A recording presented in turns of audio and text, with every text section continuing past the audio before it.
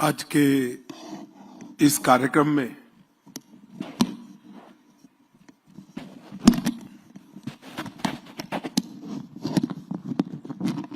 मंच पर उपस्थित हरियाणा के लोकप्रिय मुख्यमंत्री श्रीमान नायब सिंह सैनी जी, मोदी जी की मंत्रिपरिषद में मेरे साथी हरियाणा के ही नेता श्रीमान कृष्णपाल गुर्जर जी, भारतीय जनता पार्टी हरियाणा के प्रदेश अध्यक्ष श्री मोहनलाल जी, हरियाणा सरकार के सहकारिता मंत्री श्री अरविंद कुमार शर्मा जी,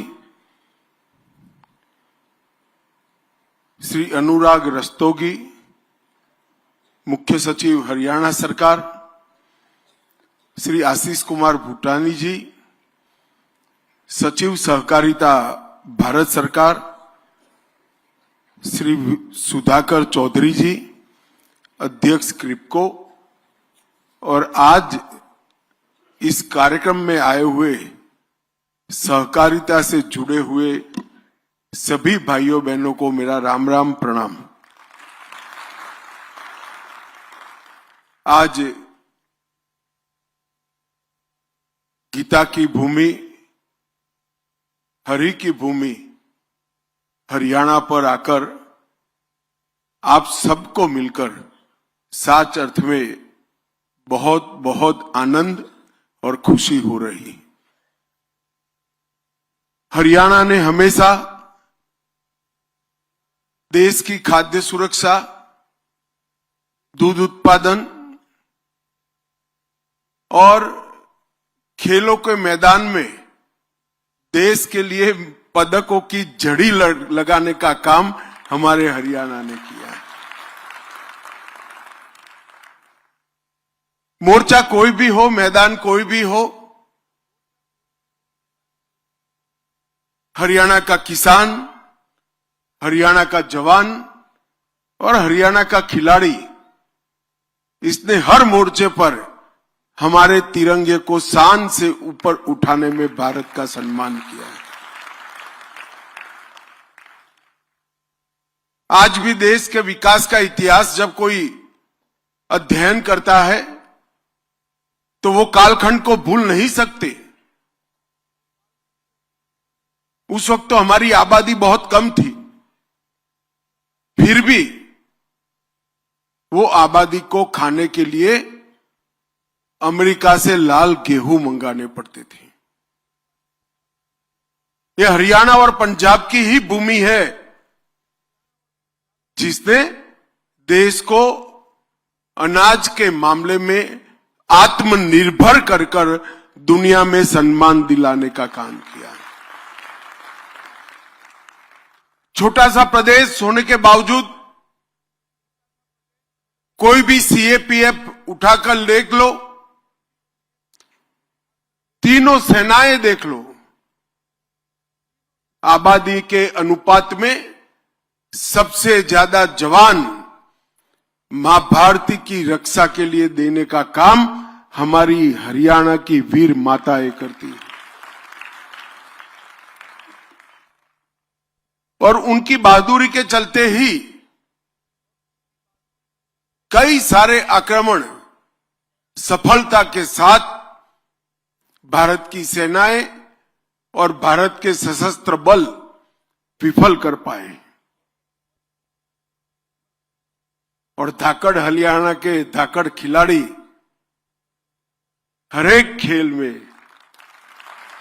देश का मेडल की तालिका में ऊपर उठाने का काम करते हैं।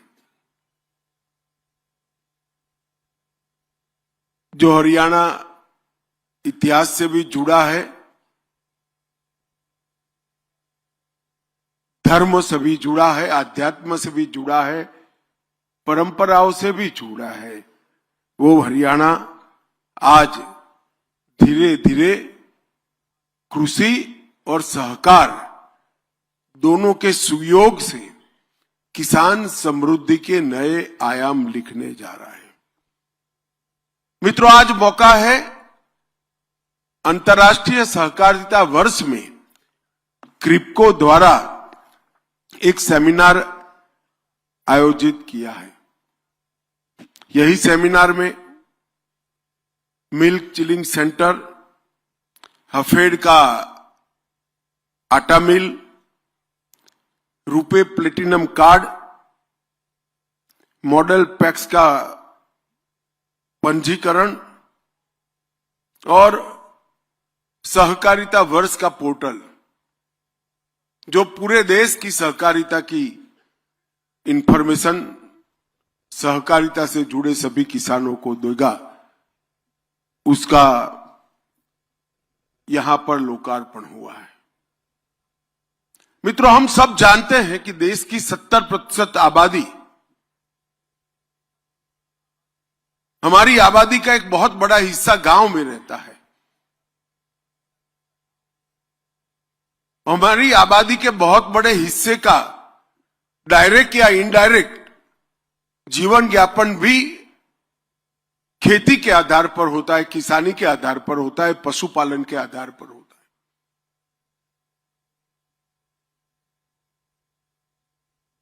अगर हम कृषि को और पशुपालन को एक स्वतंत्र रूप में, आइसोलेशन में व्यवसाय के रूप में देखें तो वो बहुत सारे लोगों को रोजगारी देते हैं। देश में सबसे ज्यादा रोजगारी अगर कोई दो सेक्टर से निर्मित होती है तो कृषि और पशुपालन से होती है। मगर कृषि और पशुपालन के साथ कोऑपरेटिव को जोड़ते हैं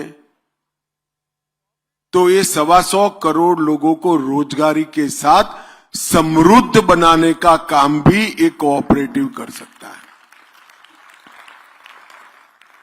अभी मैं यहां आया था एक डेयरी प्लांट के लोकार्पण। हमारे पशुपालक सुबह 3 बजे से बहनें पशुपालन के काम से लगती है और शाम को 7 बजे तक पशु के पीछे पूरा दिन जाता है। अगर वही दूध गांव की दुकान में अगर वो बेचते हैं तो उनको मिलने वाला पैसा और कोऑपरेटिव डेयरी के माध्यम से मिलने वाले पैसे में 70% का अंतर है, 70% का अंतर है। ये जो मुनाफा है वो पशुपालन के लिए मेहनत करने वाली मां का है, बेटी का है, मगर उसके पास पूंजी नहीं है। वो दूध को पेस्चुराइज कर कर दिल्ली के बाजार में बेचने के लिए पूंजी नहीं है, कौशल भी नहीं है। उसका दही बनाकर, इसका चीज, पनीर, बटर बनाकर बेचने का कौवत नहीं है। मगर कोऑपरेटिव एक सेक्टर है जहां पर वो सिर्फ दूध देकर आती है और कोऑपरेटिव माध्यम से सिर्फ 100 रुपया ये माताओं ने भरा है। और गुजरात में आज अमूल 36 लाख बहनों को 90,000 करोड़ रुपया हर साल वितरित करती है।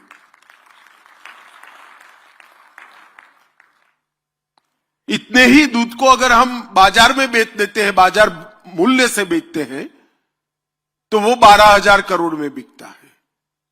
अब ये 12,000 करोड़ और 90,000 करोड़ का जो अंतर है वो कोऑपरेटिव है। इसी के लिए कहते हैं कि पशुपालन, कृषि और कोऑपरेटिव तीनों को मिलाया जाए तो सहकार से समृद्धि का सृजन हो सकता है। हमने कृषि और पशुपालन को हमेशा रोजगारी की दृष्टि से देखा है, मगर नरेंद्र मोदी जी ने केंद्र में सहकारिता मंत्रालय की स्थापना कर एक नया मंत्र दिया, सहकार से समृद्धि। अब रोजगार के साथ साथ समृद्धि को भी जोड़ने का काम किया है। अभी मैं पार्लियामेंट की सहकारिता मंत्रालय की परामर्शदाता समिति को लेकर गया था, वहां बहनों के संवाद करता था। मुझे संवाद की शुरुआत में बताया गया कि यहां वही बहनें बैठी हैं जो साल में 50 लाख रुपया से ज्यादा इनकम कर रही है, वही बहनें बैठी हैं। अब सिर्फ दूध और गोबर डेयरी को देकर 50 लाख से ज्यादा आय जिनकी है, ऐसी 100 से अधिक बहनों के साथ मैंने खुद संवाद किया है और मैं 3 तहसील की बात कर रहा हूं। ये पोटेंशियल भारत की हर तहसील में पड़ा है। जरूरत है इसका दोहन करने की। मोदी जी ने अपनी सरकार आने के बाद कृषि के आधार को भी मजबूत किया और कोऑपरेटिव के माध्यम से मजबूत की हुई कृषि को किसान को समृद्ध बनाने के लिए उपयोग करने का काम किया। कम पानी,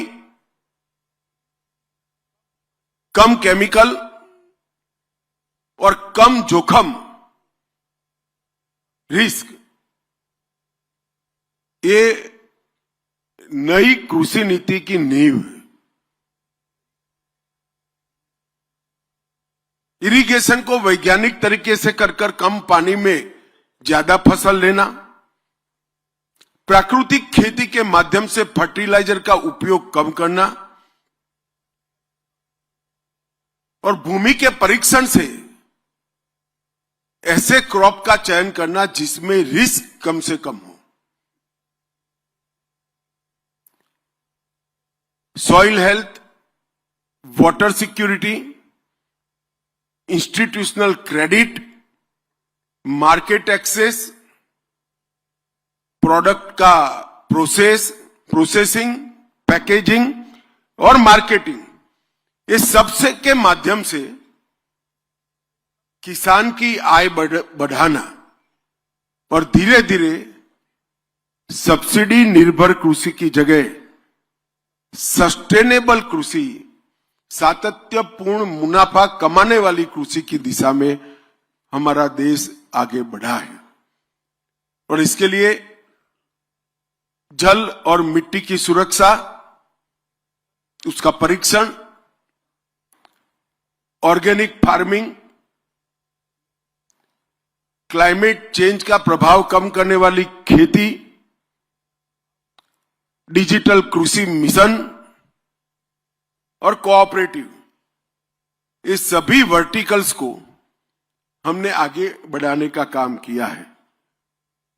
और मैं कुछ बातें किसानों के सामने रखना चाहता हूं।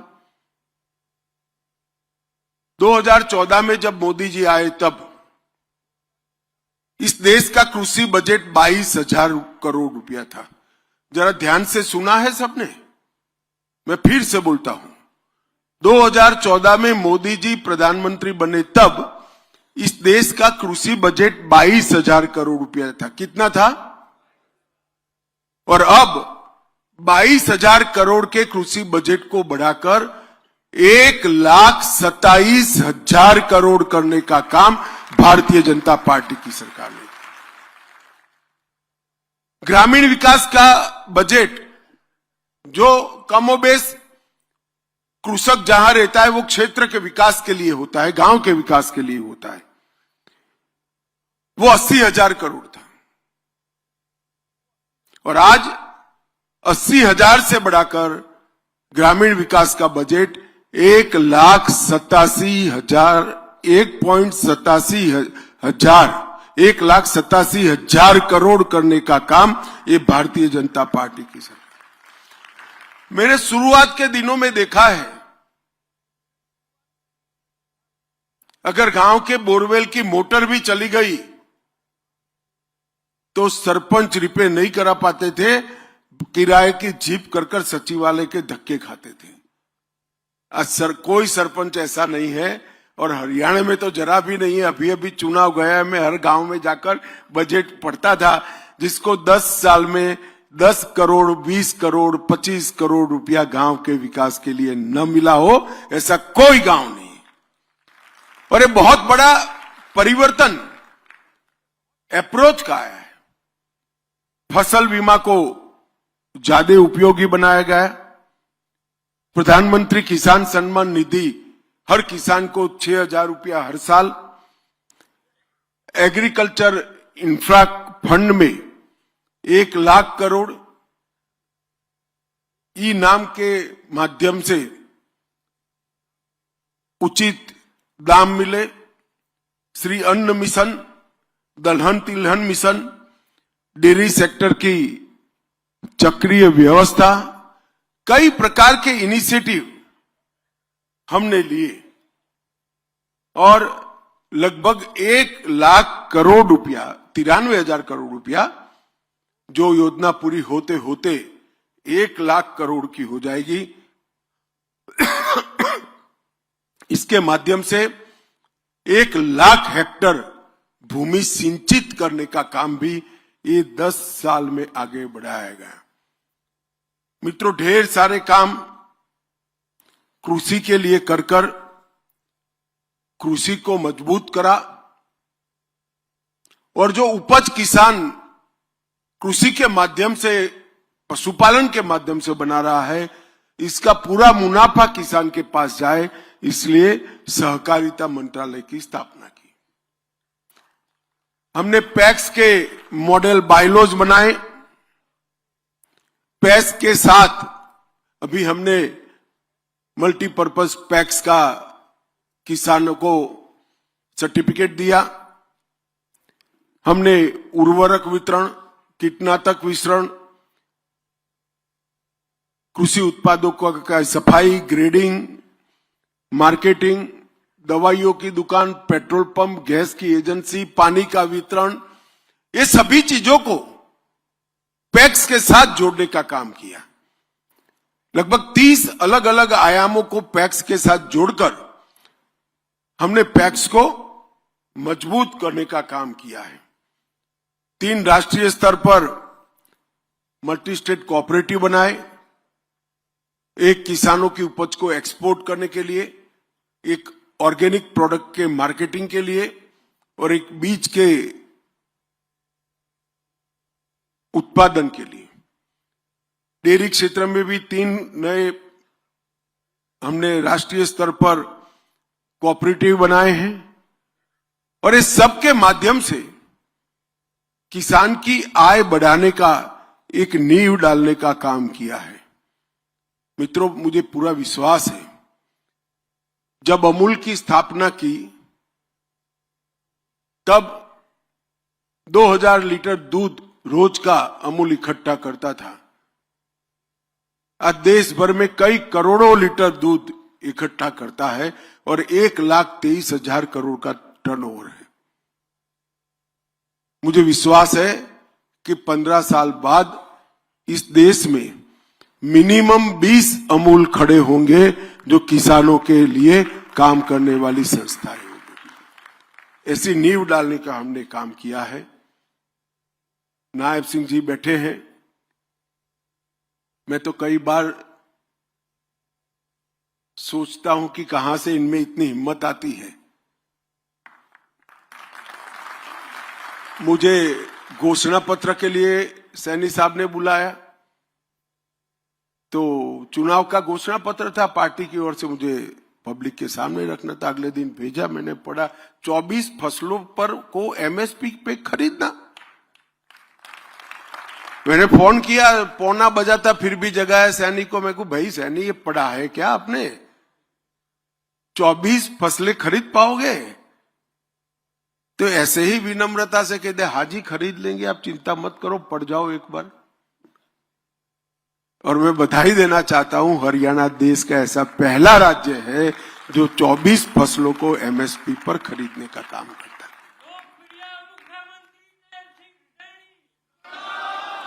और जो खरीदते हैं, बैठ जाइए, जो खरीदते हैं उसका भी पैसा 48 घंटे में पूरी कागजी कार्यवाही पूरी कर आपके बैंक अकाउंट में ट्रांसफर कर देते हैं। मैं सहकारिता मंत्री हूं, अनेक राज्यों से चीनी मिलने वाले और गन्ना किसान दोनों मिलने आते हैं। अब सैनी जी के कारण देश भर की सरकारों की हालत खराब है, क्योंकि सबसे ज्यादा गन्ना का दाम अगर कोई राज्य में दिया है तो सैनी ने हरियाणा में देने का काम किया। 108 मंडियों को ई नाम पोर्टल पर उन्होंने जोड़ दिया है। पर ड्रॉप मोर क्रॉप योजना में 85% सब्सिडी आज हरियाणा सरकार देती है। कृषि भूमि पट्टा विधेयक भी लेकर आए और ऐसे टोलों तक पानी नायब सिंह ने पहुंचाया जहां पिछले 40 वर्षों से कभी पानी नहीं पहुंचा था। ये बहुत बड़ी उपलब्धि है। और 2088 अमृत सरोवर बनाकर पानी को नीचे पहुंचाने की भी व्यवस्था की है। हरियाणा में ढेर सारी इंडस्ट्री है, गुड़गांव है, जीएसटी भी आता है, इनकम टैक्स का हिस्सा भी बड़ा आता है। मगर मैं स्पष्ट रूप से मानता हूं कि हरियाणा का किसान अगर खुश नहीं है तो हरियाणा की सरकार ठीक नहीं चल रही है। और नायब सैनी ने हरियाणा के किसान को हंसता कर दिया, ये सबसे बड़ी उपलब्धि है। मित्रों, आज क्रिप्को ने यहां पर इस सम्मेलन आयोजित किया है। लगभग 7000 सहकारी समितियां क्रिप्को के साथ जुड़ी है।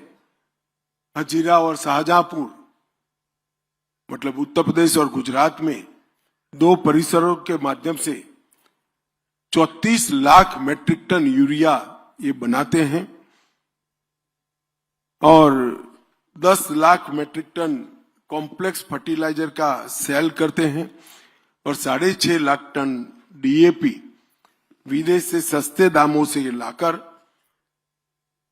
वितरित करने का काम करते हैं। एक मानों में किसान की समृद्धि के लिए क्रिप्को ने नींव डालने का काम किया है। मित्रों, आज मैं एक और बात कर जाता हूं। इस देश में बहुत बड़ा वर्ग ड्राइवरों का है, ऑटो चालकों का है और अब नया जमाना भी आया है, मोटरसाइकिल लेकर मोटरसाइकिल को टैक्सी बनाने वाले युवा भी निकले हैं। कई सारी कंपनियां देश में टैक्सी का काम करती है, मगर उसमें मुनाफा टैक्सी ड्राइवर के पास नहीं जाता है, मालिक के पास जाता है। सहकारिता मंत्रालय के इनिशिएटिव से हम 1-2 माह में ही भारत टैक्सी लेकर आएंगे, जिसका मुनाफा एक आना हमारे ड्राइवर भाई के पास जाएगा। और मुझे विश्वास है इससे रोजगार की कई नई क्षितिजें हमारे ड्राइवर भाइयों के साथ लिए खुलेगी। सिर्फ मुनाफा मिलेगा इतना नहीं, इनकी इंश्योरेंस की व्यवस्था, इनकी टैक्सी पर एडवर्टाइज की ऑर्गेनाइज व्यवस्था, और ये सारा मुनाफा भी अंततोगत्वा उनके पास जाएगा। ग्राहक की भी सुविधा बढ़ेगी और टैक्सी ड्राइवर समृद्ध भी होगा। ये भारत सहकारिता टैक्सी बहुत कम समय में आने वाली है और मुझे विश्वास है देखते देखते ये भारत की नंबर 1 टैक्सी चलाने वाली कंपनी बन जाएगी, इसका मुझे विश्वास है। आज सहकारिता वर्ष के, अंतर्राष्ट्रीय सहकारिता वर्ष जिसका उद्घाटन सम्माननीय मोदी जी ने किया था, इसके उपलक्ष्य में आज यहां पर ये कोऑपरेटिव सम्मेलन लिया गया है। 1 साल तक देश भर की पैक्स से लेकर एपेक्स तक सभी संस्थाओं ने सहकारिता वर्ष के माध्यम से सहकारिता के विचार को नीचे तक परकोलेट करने में बड़ी भूमिका निभाई है। भारत में सहकारिता आंदोलन लगभग 125 साल पुराना है, परंतु मैं स्पष्ट रूप से देख रहा हूं नरेंद्र मोदी जी ने जो इनिशिएटिव लिया है और 125 साल तक ये सहकारिता आंदोलन बुलंदी पर जाएगा और ग्रामीण क्षेत्र में विशेषकर समृद्धि का कारण बनेगा। आप सभी लोग यहाँ आए, कार्यक्रम को सफल बनाया और क्रिप्को को विशेष करके उसके चेयरमैन, इनके बोर्ड ऑफ डायरेक्टर भी यहाँ बैठे हैं, इस सभी को मेरी हृदय पूर्वक की बहुत बहुत शुभकामनाएं और बधाई। मेरा आप सभी को प्यार भरा धन्यवाद। नमस्कार।